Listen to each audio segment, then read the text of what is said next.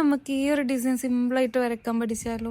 അപ്പോൾ ആദ്യം നമ്മുടെ തം ഫിംഗറിന്റെ താഴായിട്ട് ഇതേപോലെ സ്പൈറൽ വരച്ചിട്ട് അതുപോലെ ഹംസ, അതിന്റെ മേലെ സെയിം വീണ്ടും ആ ഒരു ഫ്ലവർ വരച്ചിട്ട് അതിന് ഈ ഒരു ഷേപ്പിലുള്ള പെറ്റൽസ് വരയ്ക്കും. അതിന്റെ മേലെ കുറച്ച് സ്പേസ് ഇട്ടിട്ട് ഇതേപോലെ ഈ ഫിംഗറിൽ 4 ലൈൻസ് വരച്ചിട്ട് താഴെയുള്ള ലൈനിൽ ഇതേപോലെ ഹംസ വരയ്ക്കാം. അതിന് ശേഷം ആ ഫ്ലവറിന്റെ ഉള്ളത്തെ ആ പെറ്റൽസിന്റെ ഉള്ളൊക്കെ ഇതേപോലെ ഷെയ്ഡ് ചെയ്ത് കൊടുക്കും. ഫ്ലവർ ഒന്ന് ഹൈലൈറ്റ് ചെയ്ത് നിൽക്കാൻ വേണ്ടിയിട്ട് അതിന്റെ പെറ്റൽസ് ഇതേപോലെ ഒന്ന് ബോൾഡ്. അതിനുശേഷം ഫ്ലവറിന്റെയും ഫിംഗറിന്റെ ഇടയിലും വരുന്ന ഒരു സ്പേസിൽ ഇതേപോലെ ഗ്രിഡ്സ് വരച്ചു കൊടുക്കാം. അപ്പൊ ഗ്രിഡ്സ് വരക്കുമ്പോൾ ഇതേപോലെ ഒരു സ്പേസ് വരാന്നുണ്ടെങ്കിൽ അവിടെ ഏതെങ്കിലുമൊക്കെ ഒരു ഫ്ലവർ വെച്ചിട്ടൊന്ന് അഡ്ജസ്റ്റ് ചെയ്ത് അതിനുശേഷം ഈ ലൈൻസ് ഒക്കെ നമ്മൾ ടച്ച് ചെയ്യുന്ന ഒരു ഭാഗത്ത് ഇതേപോലെ ഡോട്ട്സ് നമ്മൾ ആദ്യം വരച്ച ആ ലൈനിന്റെ സെന്ററിലുള്ള ലൈൻ ഇതേപോലെ ബോൾഡ് ചെയ്ത് കൊടുക്കുക. ഏറ്റവും മേലെ ഭാഗത്ത് ഇതേപോലെ ഹംസ വെച്ചിട്ടുള്ള ഫ്ലവർ ലീഫും അതിനുശേഷം ആ ഫ്ലവറിന്റെ താഴെ ഭാഗത്ത് ഇതേപോലെ സ്പേസ് വരുന്നിടത്ത് ഹംസ വെച്ചിട്ടുള്ള ഫ്ലവർ ഇതേപോലെ ലീഫും ഡോട്ട്സ് ഒക്കെ വെച്ചിട്ട് ഇങ്ങനെ ഫില്ല് ചെയ്ത് കൊടുക്കുക കേട്ടോ.